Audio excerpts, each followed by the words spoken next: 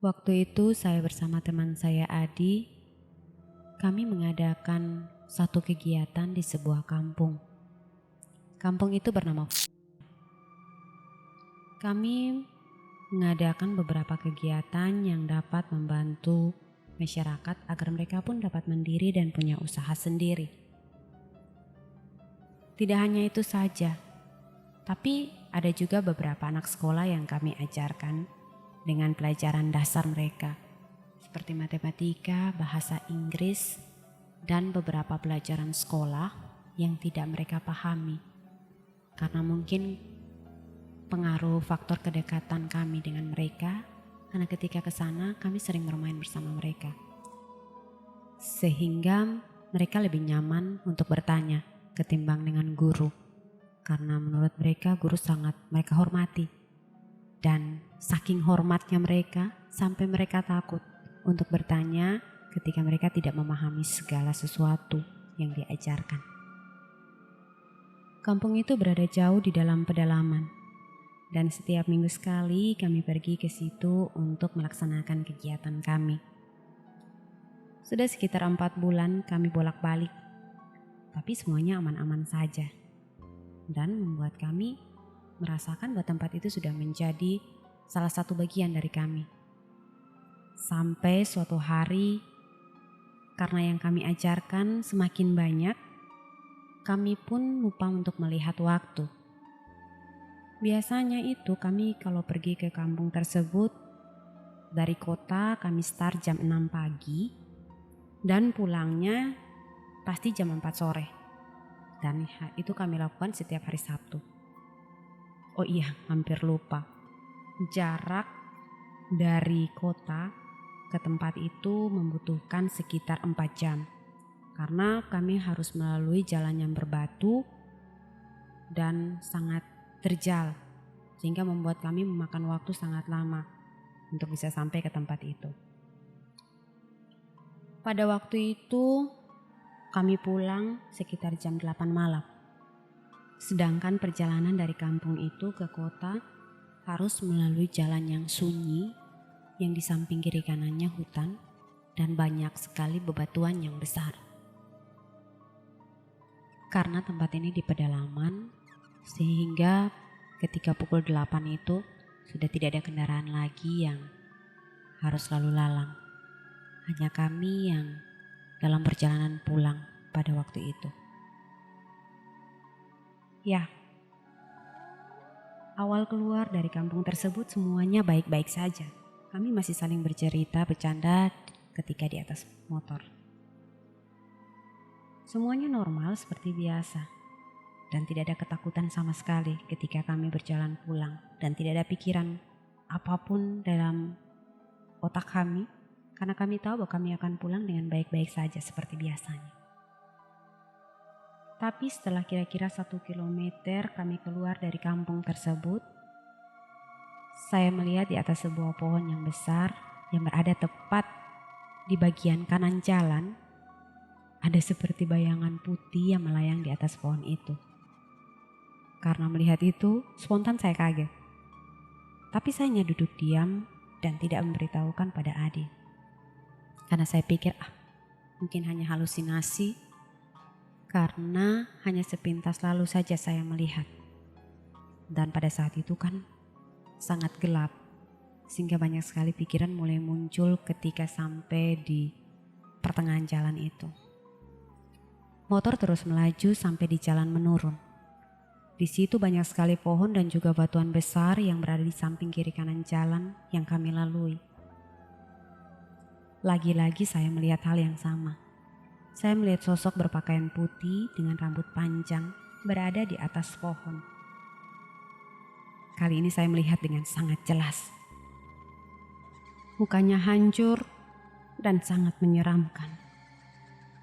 Saya semakin takut, pikiran sudah mulai kacau. Dan setelah agak jauh dari tempat itu, saya menyuruh Adi untuk berhenti dan membakar rokok. Entah karena apa, tapi dulu saya pernah mendengar kalau setan takut sama cahaya atau api. Ya, mungkin ini sangat lucu, tapi ya saya juga tidak percaya. Tapi dalam kondisi seperti ini, dan dalam keadaan yang takut, panik, dan bingung apa yang ada dalam benak itu harus dilakukan. Adi pun mendengar dan dia berhenti sejenak lalu membakar rokok. Tapi sebelum kami melanjutkan perjalanan, saya mendengar teriakan yang sangat keras, tepat seperti di atas kepala kami. Teriakan yang seperti jeritan yang sangat panjang. Saat itu saya sudah tidak tahu apa yang harus saya lakukan, saya harus bagaimana, karena saya sangat ketakutan. Ketika saya melihat ke arah Adi, dia diam seolah-olah tidak terjadi apa-apa. Dan saya berpikir, apakah hanya saya sendiri yang melihat hal itu? Dan dia tidak. Dia mengajak untuk kami melanjutkan perjalanan. Dan setelah saya naik di atas motor dan melihat ke depan, ternyata di tengah jalan yang akan kami lewati itu sudah berdiri sosok perempuan berpakaian putih. Saya kaget dan langsung saja saya berteriak sangat keras. Adi berbalik dan berbicara, "Lu kenapa? Jangan teriak." "Tidak apa-apa," kata Adi. Kami pun melanjutkan perjalanan. Tetapi dalam perjalanan, sosok perempuan berpakaian putih itu terus mengikuti kami. Walaupun kami mempercepat laju kendaraan kami, dia seperti mengikuti dan berada tepat di samping kami. Setelah beberapa lama kami jalan dan hal yang saya takutkan pun terjadi. Ban motor kami pecah pas di tikungan dan di bawah pohon besar yang berdiri di atas batu karang yang sangat besar. Ya, mau tidak mau kami harus berhenti. Setelah kami berhenti, Adi mengeluarkan alat untuk tambal ban. Sekitar 10 menit, tiba-tiba ada suara tangisan perempuan yang sangat jelas saya dengar. Sumpah, saya sangat ketakutan saat itu. Saya berbisik kepada Adi kalau saya mendengarkan suara perempuan menangis. Tapi Adi lagi-lagi hanya bilang, "Jangan takut." Dengan santainya dia menjawab saya seperti itu. "Berdoa saja, tidak apa-apa." Dari apa yang saya dengar dari setiap kata-kata yang Adi bilang, saya berpikir ini orang dengar atau tidak. Dan apakah dari tadi dia tidak melihat sosok-sosok yang menyeramkan itu? Pasti dia tidak melihat atau mendengarkan apa-apa. Tiba-tiba berdiri di samping Adi, sosok yang sangat tinggi, hitam, besar, dan semua badannya berbulu. Dan rambutnya panjang serta berantakan. Dan suara desahan napasnya sangat berat dan menakutkan. Tiba-tiba Adi bilang, "Tolong nyalakan api." Karena di samping jalan hanya ada kayu kecil-kecil yang sudah kering, maka saya kumpulkan untuk dibakar.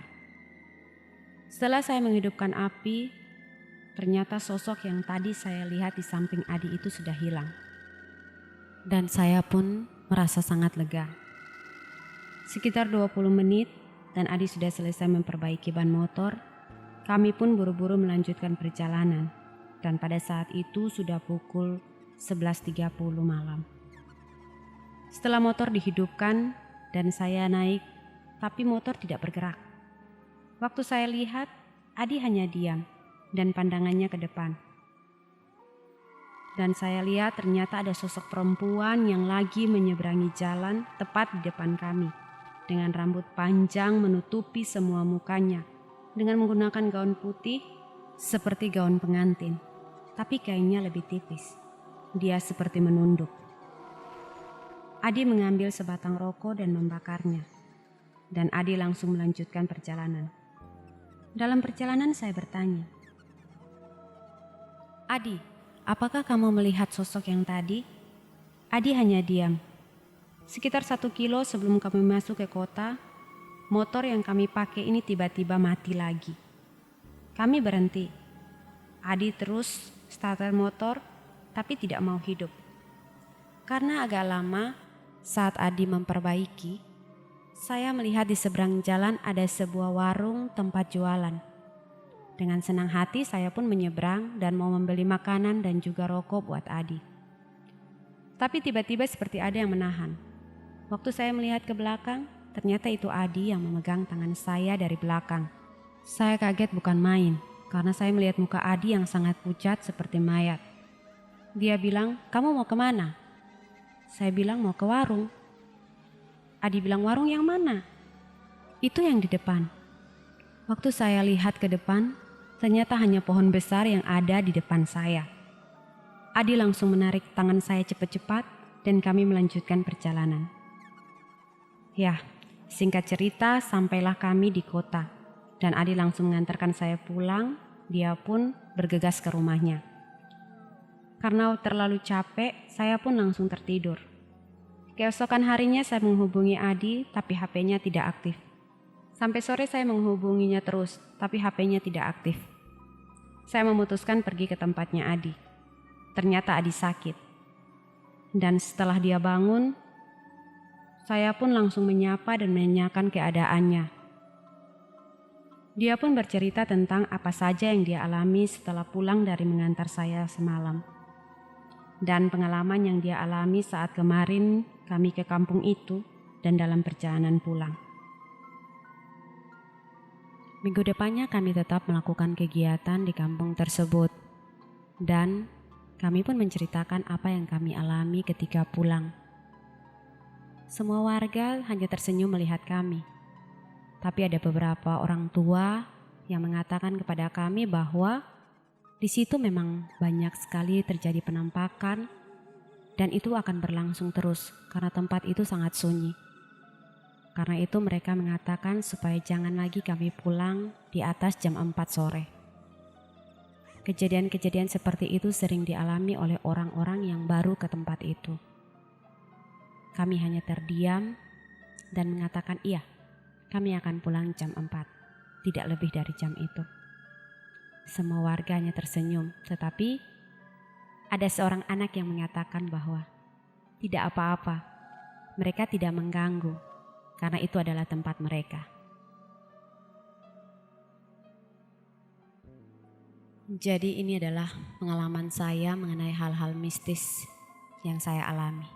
Awalnya saya tidak pernah percaya dengan hal-hal seperti ini karena saya berpikir ini hanya di sebuah dongeng atau film-film hantu. Ya, mereka ada. Mereka ada di mana-mana. Dan akhirnya saya pun percaya ketika saya mengalami semuanya ini.